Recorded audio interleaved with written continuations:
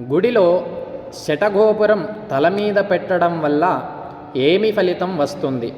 దేవాలయంలో దర్శనమయ్యాక తీర్థం శటగోపురం తప్పక తీసుకోవాలి. చాలామంది దేవుణ్ణి దర్శనం చేసుకున్నాక వచ్చిన పని అయిపోయిందని చెప్పి చకచక వెళ్ళి ఏదో ఏకాంత నిర్మల ప్రదేశంలో చూసుకొని కూర్చుంటారు. కొంతమంది మాత్రమే ఆగి శటగోపురం పెట్టించుకుంటారు. శటగోపురం అంటే అత్యంత రహస్యం. అది పెట్టే పూజారికి కూడా వినిపించనంతగా కోరికను తలుచుకోవలెను.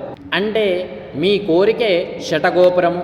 మానవునికి శత్రువులు కామము, క్రోధము, లోభము, మోహము, మదము, మస్తర్యములు వంటి వాటికి దూరంగా ఉంటామని తలుస్తూ తల వంచి తీసుకోవటము మరో అర్థం.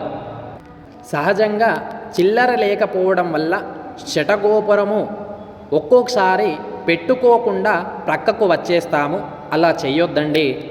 పూజారి చేత శటగోపురము పెట్టించుకోండి. మనసులోని కోరికను స్మరించుకోండి. శటగోపురము రాగి, కంచు, వెండితో తయారు చేస్తారు. పైన స్వామి పాదుకలు, అమ్మవారి పాదుకలు ఉంటాయి. శటగోపురము తల మీద పెట్టినప్పుడు మన శరీరంలో ఉన్న విద్యుత్తు దాని సహజత్వ ప్రకారం శరీరానికి లోహం తలిగినప్పుడు విద్యుతావేశం జరిగి మానవులోని అధిక విద్యుత్ బయటకి వెళుతుంది. తద్వారా శరీరంలో ఆందోళన, ఆవేశము తగ్గుతుంది. శటగోపురముని శటగోపనమని కూడా అంటారు.